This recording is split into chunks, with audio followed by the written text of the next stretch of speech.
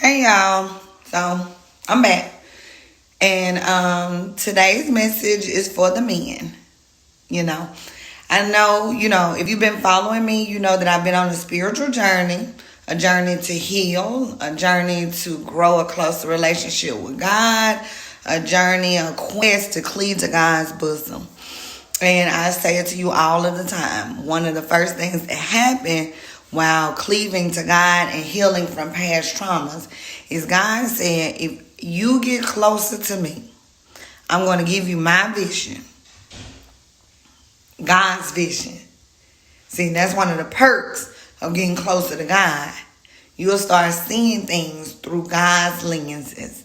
You'll start hearing things the correct way. You'll start hearing things for what they are, and you'll be able to have a spirit of discernment into what's right and what's wrong. Men, y'all have to stop gatekeeping immoral practices as it applies to sex. Gatekeeping means to try and control access or to try to limit access to. Gatekeeping. You all have to stop trying to gatekeep immoral practices as it applies to sex. Because see, when God said the body is a temple, he didn't say, women, your body is a temple, and men, your body is a brothel. Brothel, place where men go to meet prostitutes. He said, your body is a temple, meaning mine and yours. And they were both to be treated as such. So boom, men have been walking around bragging on themselves. Hey, I'm a man. Let me tell you about me as a man. See, when I see a woman, I can spot her insecurities across the room.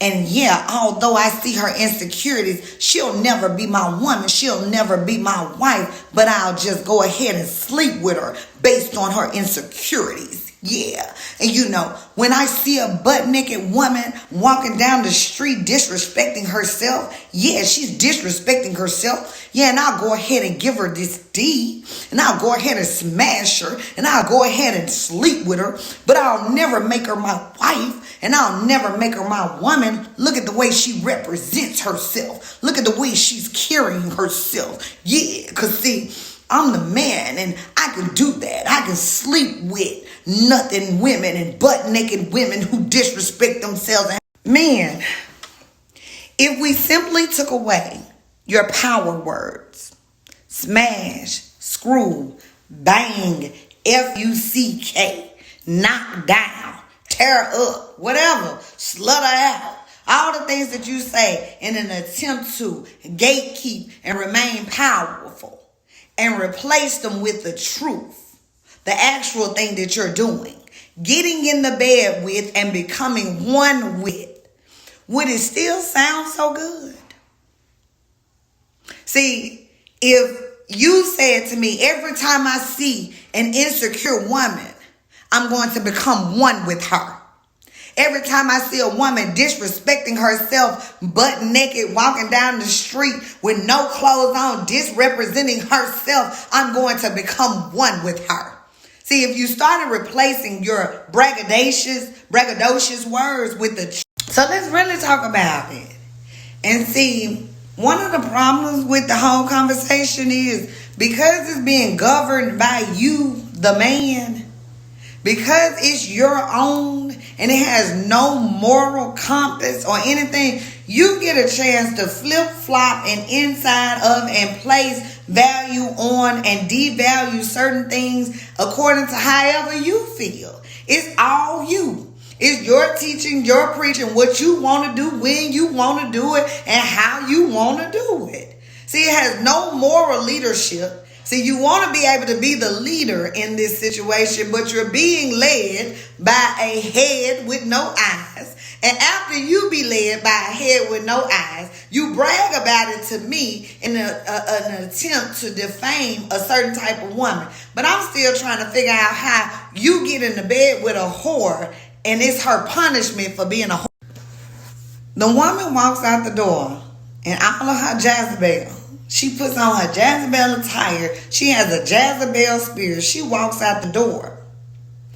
There are other women who walk out the door too. There are wholesome women, good women, fully clothed women, women who are representing themselves well. But this man gravitates to the woman who's butt naked, insecure, and not representing herself well. He becomes one with her. After he becomes one with her, he judges her as to be bad and himself as to be good, and her punishment for being butt naked, insecure, and not representing herself well was she gets a chance to lay in the bed with and become one with the same man who walks around saying that he'll serve somebody as a good husband. Y'all both get the same D? See, the problem with the gatekeeping is you devalue and value whatever you want to when you want to. See, when you out here sleeping with the hoes, giving the hoes the D and smashing on them and effing on them and all of the ones who misrepresent themselves, the D has no value. Because you all want us to think that the value lies in the respect, the honor, the nurture, marrying us, being our husband, protecting, providing. And all of the value lies in all of those things. Because, see, the D has no value. Yeah, because, see, you just give it to them hoes. Yeah, they can get the D, but they won't get all of the good things about me. They won't get the good and great things that my wife gonna get, that my girlfriend gonna get. They just gonna get this D because it has no value. The real value is in me being your husband. Yeah, me being able to be with you and love you and respect you and honor you. Yeah, I gotta go back to the part where I said you all say we don't hear you, but we hear you. So me and the hoes gonna get the same D. And inside of my marriage and inside of my union and relationship with you, I'm supposed to value the hell out of that D. I'm supposed to value it so much that it makes me sick to hear about you giving it to another woman.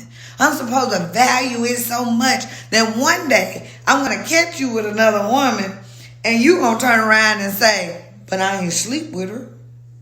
Because, see, now you just shift the value of the D. Because, see, now that you my man, it's the highest value on you.